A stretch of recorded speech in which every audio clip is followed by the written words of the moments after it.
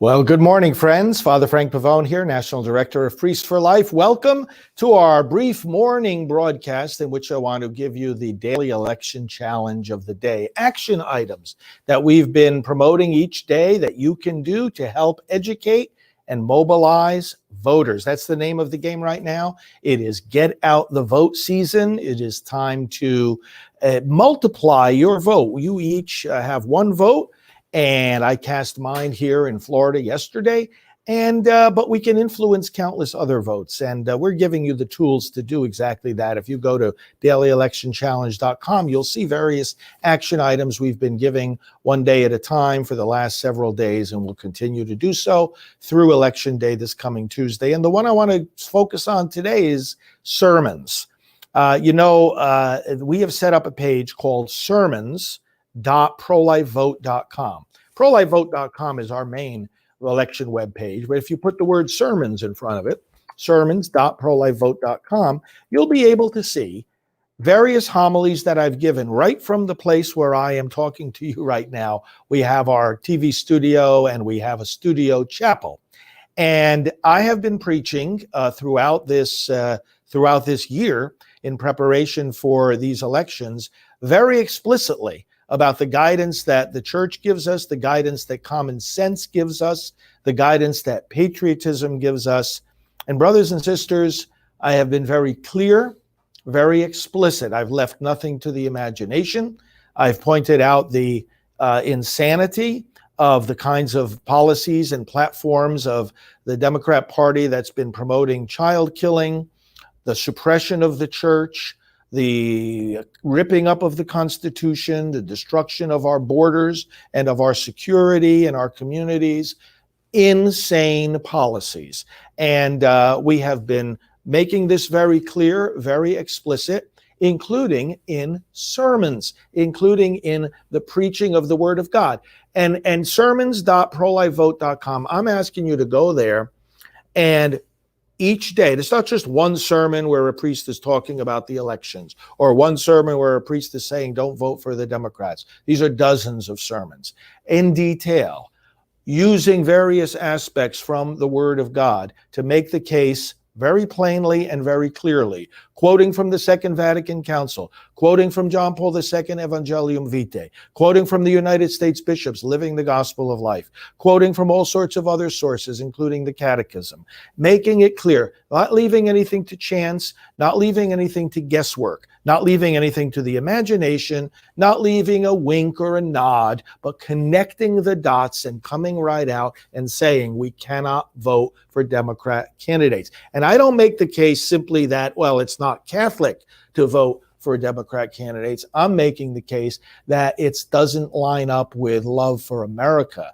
If we're indeed patriots, if we indeed care about our country, in fact, if we're decent human beings that don't think it's a good idea to chop babies' heads off, well, then that's the conclusion that you have to come to. You have to vote for the pro-life candidates. And right now, the pro-life party is the Republican Party. There's nothing intrinsic about that. That just happens to be the way that it is right now.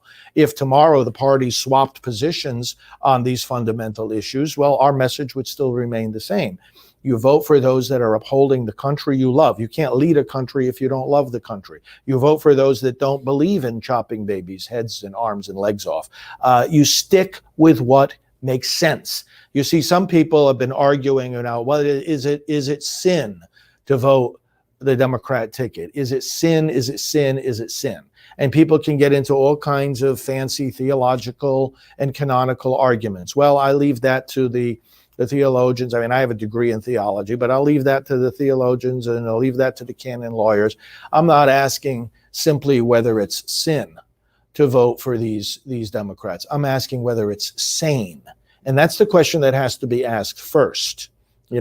That's the question that has to be asked first. Is it sane?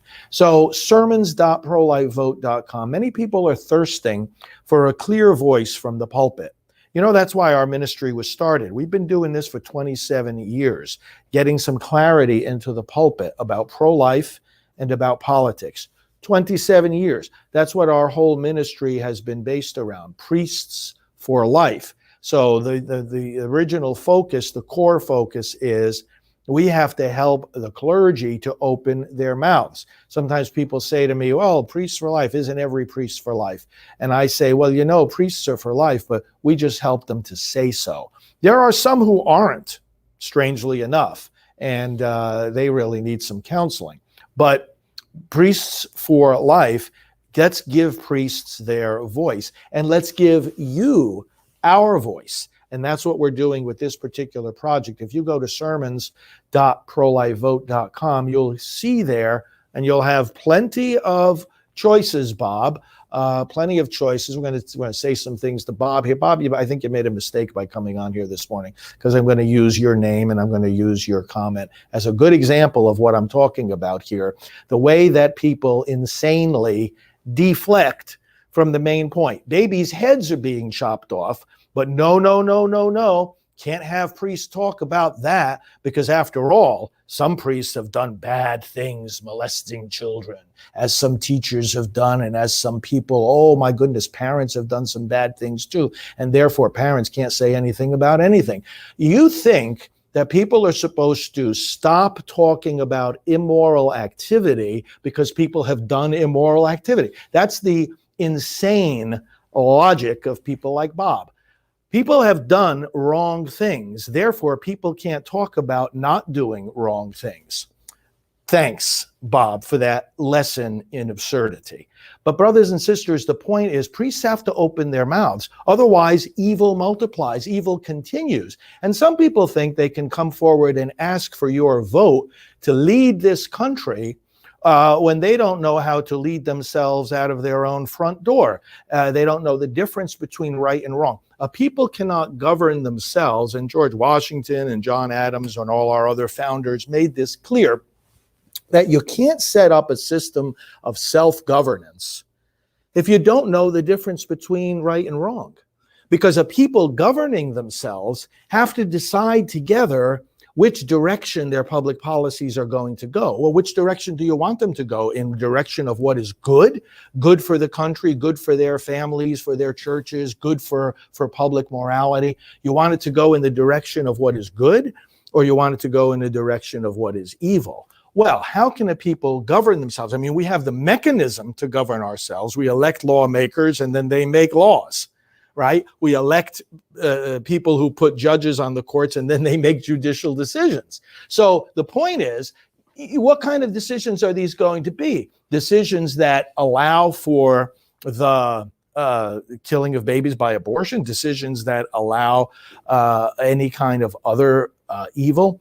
Unless we know the difference between right and wrong, you can't properly use the mechanism that's going to guide public policy in that direction. That's why what George Washington was saying, our first president, religion and morality are indispensable supports to this system of government that we're setting up. And John Adams talking about the same thing, and that this republic was made for a godly, religious, moral people. These founders were steeped in the Word of God. They had the Scriptures as their guiding light. And that's why it's so important that the politics come from the pulpit. That there is a deep connection. If I have a number of books this thick called Political Sermons from the founding era, when our country was getting started. It was a whole genre of preaching, political sermons, which again were laying these what our founders called indispensable supports of this new government by pointing out what the Word of God says about public policy. The Word of God says a lot about public policy. So I want to put some of these sermons in your hands. You can download them, share them. You know how to share them, circulate them via email. Various groups have email lists, and you can urge your people, especially the Catholic viewers, to look at them. And these sermons are not just Catholic. These apply to anyone who is a believer and to anyone who is a patriot. So once again, sermons.prolifevote.com. I place that in your hands today. And brothers and sisters, let's move forward with that. Now, Trish is asking an interesting question. How do we get along with friends and family who are Democrats and pro-abortion? Yeah, that's a good question. It depends how personal they want to make it. We know where we're coming from, right? The reason we're pro-life is that we value every life, including those that disagree with us. And, it depends if they want to be nice about it. The other side are the ones that tend to be the angry and divisive ones. I mean, we're just saying, hey, you don't kill babies, and therefore you don't elect people who believe in the killing of babies. What in the world is so controversial about that? It's the other side that's making it into a divisive, I can't even bear to look at you sort of a controversy. So it all depends on, it really, any relationship is a two-way street. We realize that it takes two to have a relationship. It only takes one to break a relationship. But the fact of the matter is, do they want to get along with us? Or are they going to make the fact that we are Trump supporters, or that we are Republican, or that we are pro-life? Do they want to make that a deal breaker? We just ask for respect. We ask for respect. I have people, among my relatives who don't seem to have their heads screwed on straight when it comes to politics. And, I'm very nice with them. And, I don't need to be the one bringing it up to my own family members. I don't need, I'm talking to the whole world. I mean, I'm talking to these daily broadcasts and, all the other avenues that we have to get the word out. And, each of us has our own circle of influence as well. And so, there are others, use me to get to your pro-abortion Democrat friends and relatives. You don't have to be the one to fight with them about that. And that's one of the answers, I think, to this question. I mean, we all know that there are many ways that the message about pro-life and about pro-life politics is getting out there.